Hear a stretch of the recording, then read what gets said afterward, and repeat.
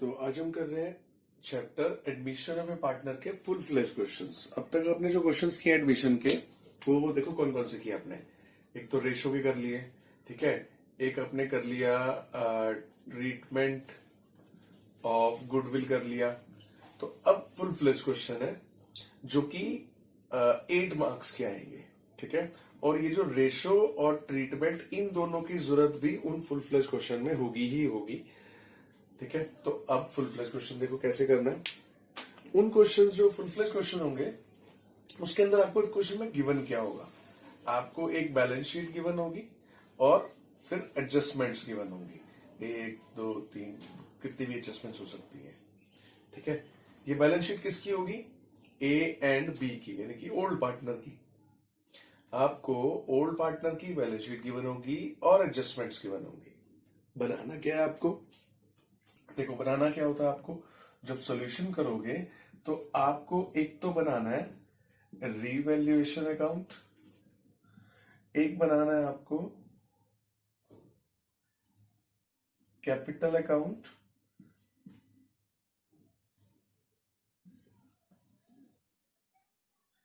A B और सी। एक बनानी है आपको बैलेंस शीट और एक वर्किंग नोट में बनाना है आपको cash account.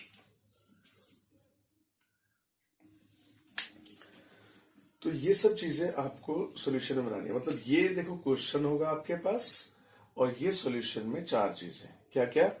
Revaluation account, capital account, balance sheet और कैश अकाउंट। ये सब चीजें आपको बनानी है। अब बनाना कैसे है? बहुत इजी सा है। सबसे पहले क्या काम करेंगे हम, ये जो बैलेंस शीट आपको गिवन होगी, बैलेंस शीट में क्या गिवन होगा सोचो। इधर सारी एसेट्स होंगी ना, एसेट्स जैसे कि आपको हो सकता है कैश गिवन हो, बैंक बैलेंस गिवन हो, बिल्डिंग गिवन है, फर्नीचर गिवन है, डेटर गिवन है ना, ये सब गिवन होगा। इधर होगी A's capital, B's capital, creditors, B P, ये सब बैलेंस शीट तो यही होती है। और एडजस्टमेंट्स गिवन होगी यहां पर, ठीक है। अब सबसे पहले आपको क्या करना है, ये जो बैलेंस शीट आपको गिवन है, ये जो बैलेंस शीट, इस बैलेंस शीट को आपको यहां से उठाना है और ट्रांसफर कर देना है अपने सॉल्यूशन में। ये क्वेश्चन है। इस क्वेश्चन में जो बैलेंस शीट है, ध्यान रखना है, ये बैलेंस शीट कहां ट्रांसफर हो जाएगी? जितनी भी एसेट्स है सारी यहां आ जाएगी। जैसे बिल्डिंग है, बिल्डिंग यहां आ जाएगा।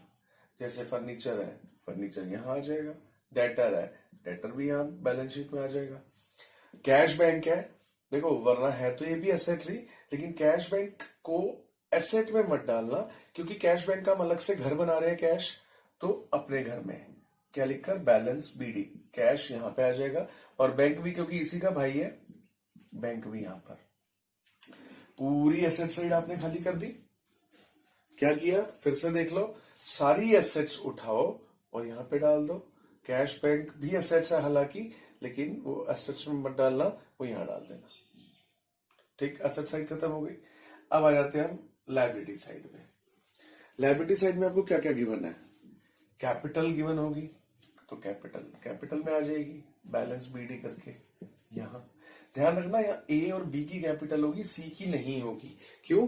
क्योंकि ये जो बैलेंस शीट हमें दे रखी होगी क्वेश्चन में, ये ए और बी की बैलेंस शीट दे रखी होगी, तो यानी कि कैपिटल भी यहाँ पर ए और बी की होगी। सी तो आएगा इसके बाद, ये एडजस्टमेंट में लिखा होगा कि सी आ रहा है, ठीक है। तो ये जो बैलेंस शीट होगी ये ए और बी की ही होगी सिर्फ, तो इसलिए ए और बी की कैपिटल होगी, यहां पे डाल देना। क्रेडिटर्स, बीपी वगैरह जो लायबिलिटीज है, लायबिलिटीज कहां चली जाएंगी? लायबिलिटीज में।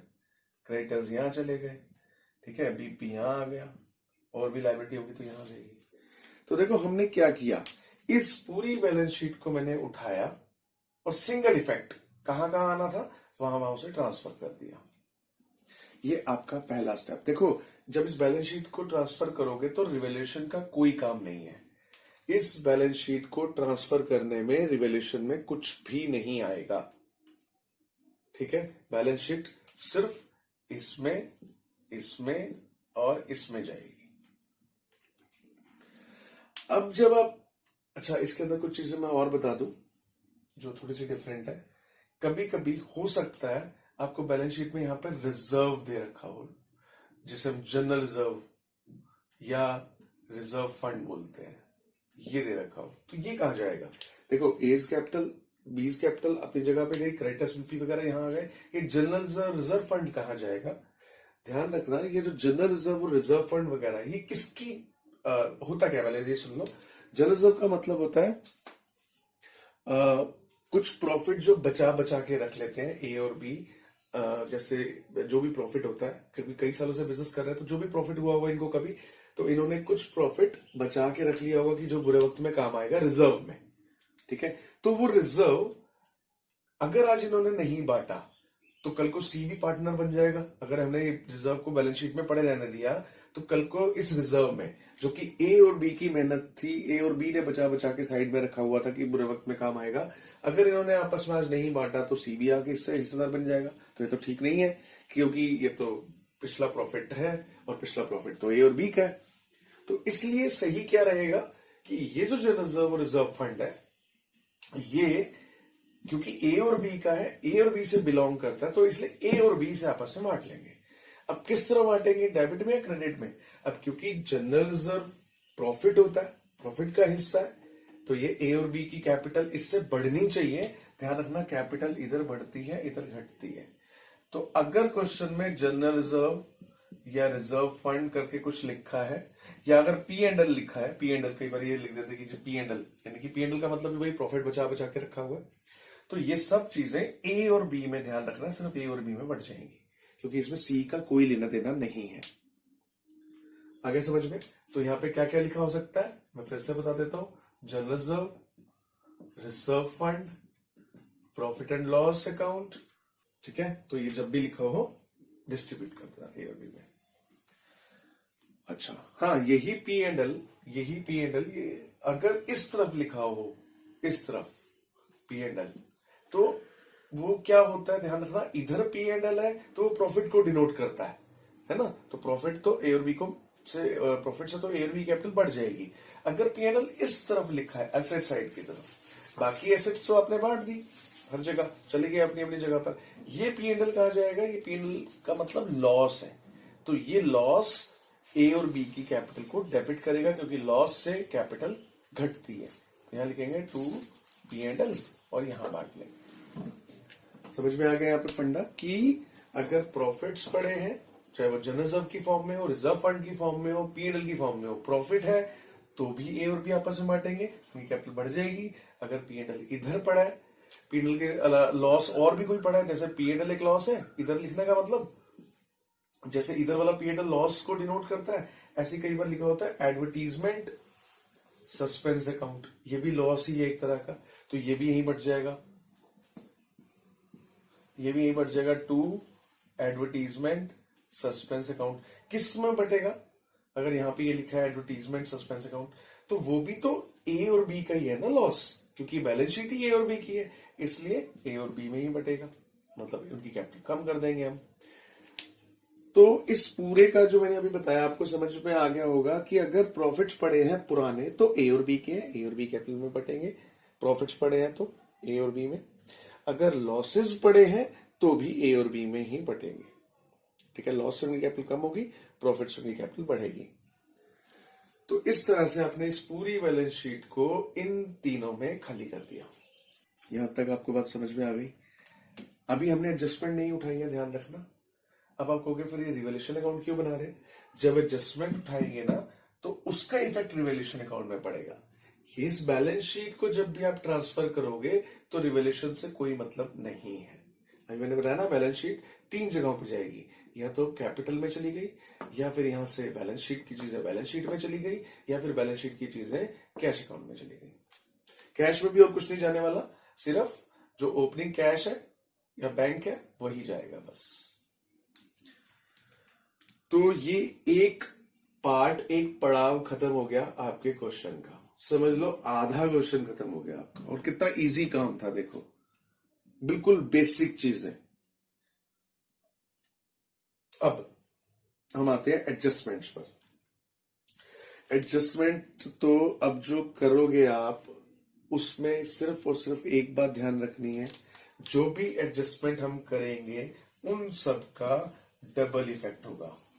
डबल इफेक्ट मतलब जो भी एडजस्टमेंट हम यहां से उठाएंगे ना, उसको कहीं ना कहीं 2 बार डालेंगे। कोई भी एडजस्टमेंट उठाऊंगा मैं 2 बार डालूंगा। जैसे एक रिवैल्यूएशन एक कैपिटल, या एक रिवैल्यूएशन एक बैलेंस शीट, या एक रिवैल्यूएशन के इधर और कैपिटल में, या बैलेंस शीट या कैपिटल और बैलेंस शीट। जरूरी नहीं कि रिवैल्यूएशन में ही हो सकता है, एक इफेक्ट यहाँ एक इफेक्ट यहाँ हो सकता है, एक इफेक्ट यहाँ एक इफेक्ट यहाँ, मतलब कहीं भी जो भी इफेक्ट पड़ेगा एडजस्टमेंट्स का 2 इफेक्ट पड़ेंगे, और इसी इन चारों में पड़ेंगे। अब कहीं ना कहीं 2 इफेक्ट, ये बात ध्यान रखना। अगर आपने ये बात ध्यान रखी तो मैं गारंटी ले सकता हूं कि आपका क्वेश्चन टैली जरूर होगा, यानी कि आपकी जो बैलेंस शीट है वो जरूर जरूर टैली होगी। बस आप मेरी बात ध्यान से सुनना, और ये मैं प्रूव भी करूंगा कि क्यों कह रहा हूं कि बैलेंस शीट टैली होगी।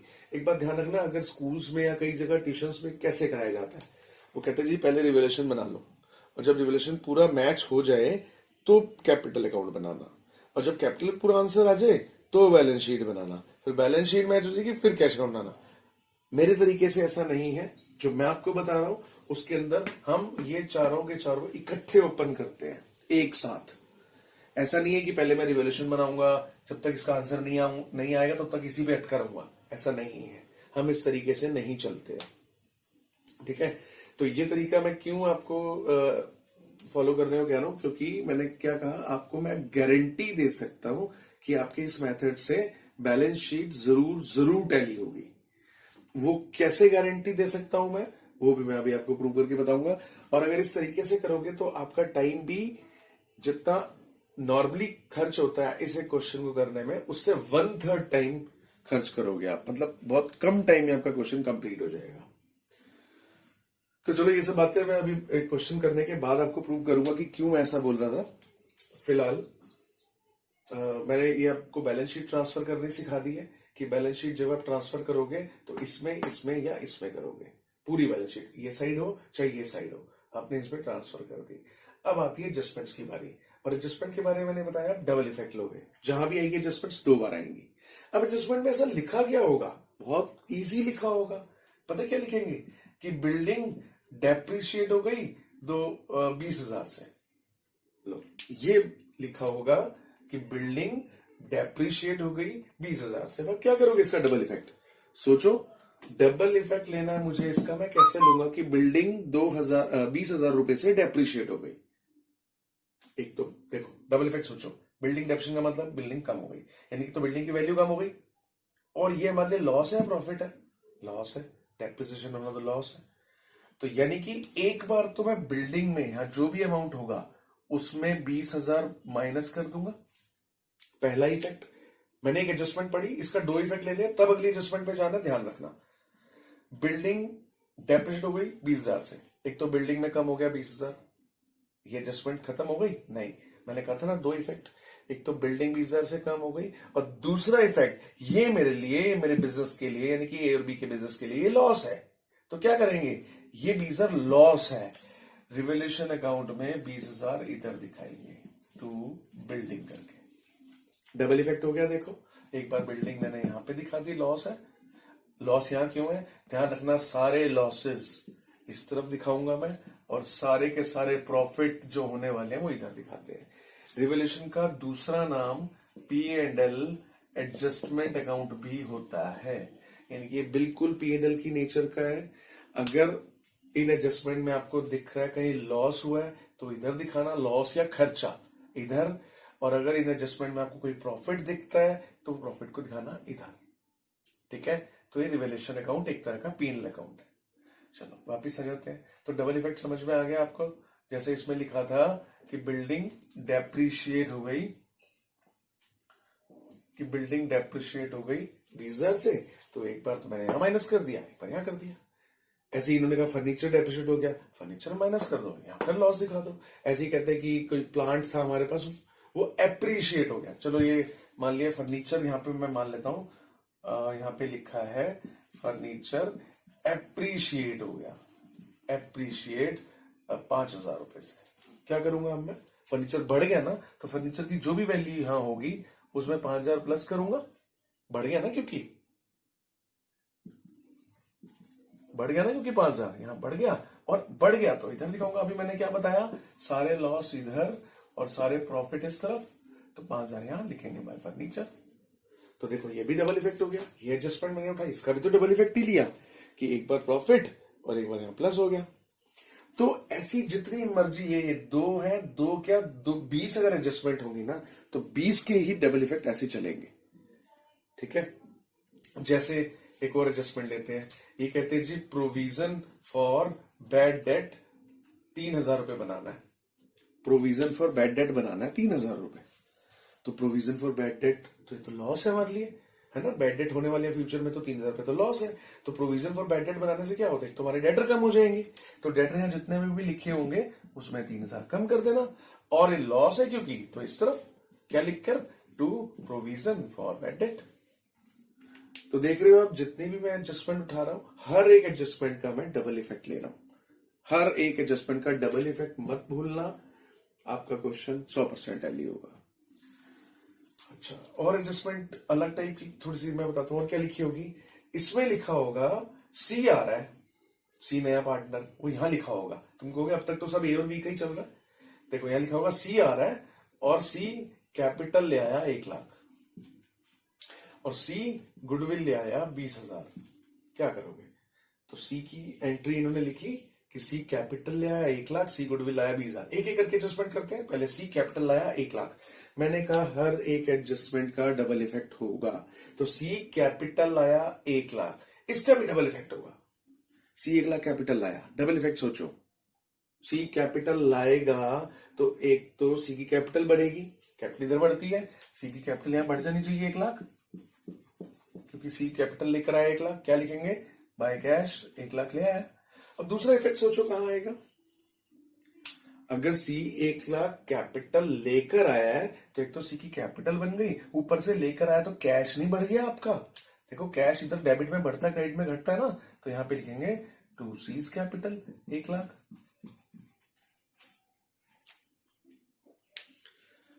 आगे समझ में, तो इस तरह से देखो इसका भी हमने डबल इफेक्ट ले लिया। अब यहां एक और लिखा है कि सी लाया गुडविल 20,000, अब क्या करोगे, सी 20,000 गुडविल लेकर आया।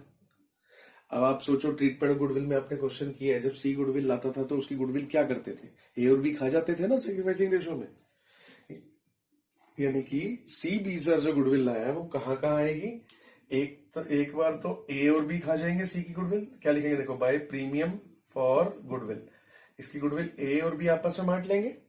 और दूसरा इफेक्ट कहां, अब लाया तो फर्म में तो पैसा आएगा ही ना, तो जैसे सी कैपिटल लाया था 1,00,000 यहां दिखाई थी, ऐसे ही two premium for goodwill, two premium for goodwill कितनी 20,000 वो भी नहीं आ जाएगी।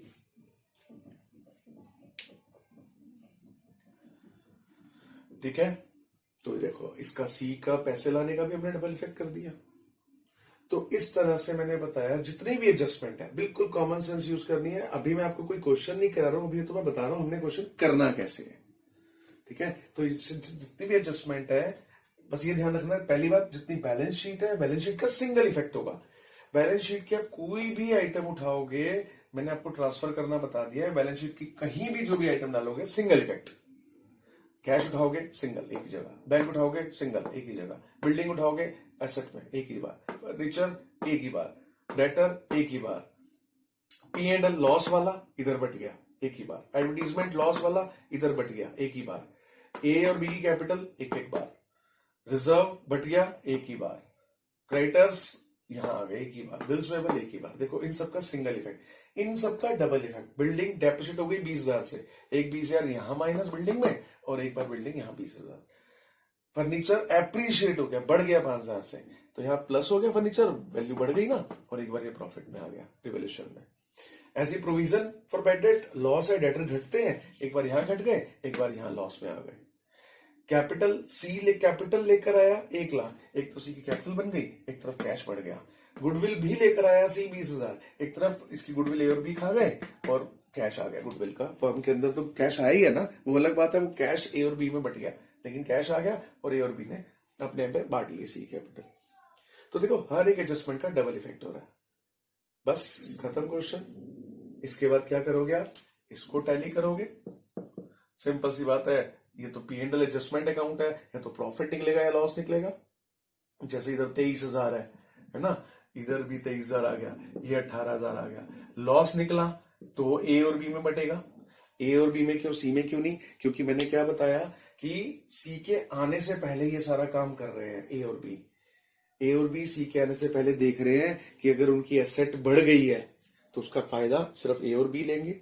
अगर उनकी एसेट में कुछ कमी हो गई है, यहाँ पे यही तो देख रहे हैं, देखो कभी बिल्डिंग घट रही है, फर्नीचर बढ़ रहा है, प्रोविजन हो रहा है, ये जो भी काम हो रहा है सी के आने से पहले कर रहे हैं ए और बी, ताकि सी के आने से पहले उनकी जो अपनी एसेट है, पुरानी एसेट जो बिल्डिंग फर्नीचर डेटर वगैरह, उसमें अगर कुछ बढ़ोतरी हुई है तो वो ए और बी आपस में ले लें। अगर इसमें कुछ कमी हुई है तो उसके लिए भी ए और बी आपस में डिस्ट्रीब्यूट करें। इसलिए रिवोल्यूशन में जो भी इस एसेट और लायबिलिटी की रीवैल्यूएशन हुई उसको ए और बी आपस में बांटेंगे। इधर आता तो प्रॉफिट होता तो इधर ए और बी में बट जाता, ये लॉस है तो ए और बी में इधर बट जाएगा। ठीक है, बस उसके बाद ये टैली कर लो। अब यहाँ पे बैलेंस सीडी क्लोजिंग बैलेंस निकालते हैं ना, इस पूरे में से ये माइनस करके ए का बैलेंस, इस पूरे में से ये माइनस करके बी का बैलेंस। अब देखो सी का बैलेंस भी है हमारे पास, सी का 3 कैपिटल आ गई। ये कैपिटल कहां जाएंगे at last, A's B C, ये तीनों A's capital, B's capital, C's capital, ये तीनों की कैपिटल यहां रख दी। खत्म क्वेश्चन।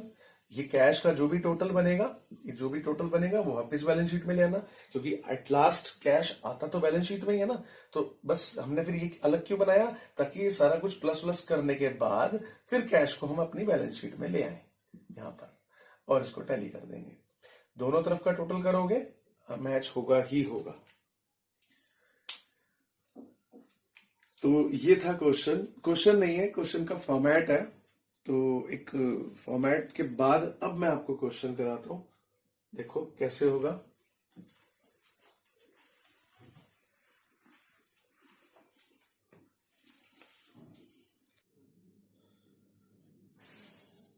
तो ये एक एग्जाम्पल है, किसी बुक में नहीं है, कहीं ढूंढने की कोशिश मत करना, क्योंकि ये मैंने खुद ही बना दी। इसमें कोशिश की है मैंने सारी एंट्रीज डालने की, इसलिए थोड़ा सा आपको बड़ा लग रहा होगा। अदरवाइज एग्जाम में इतनी सारी एडजस्टमेंट्स नहीं आती हैं, जैसे मैंने इसमें 11-12 एडजस्टमेंट्स डाल दी। एग्जाम में मुश्किल से 3 या 4 एडजस्टमेंट्स आती है, बस इसके अलावा नहीं आती है। तो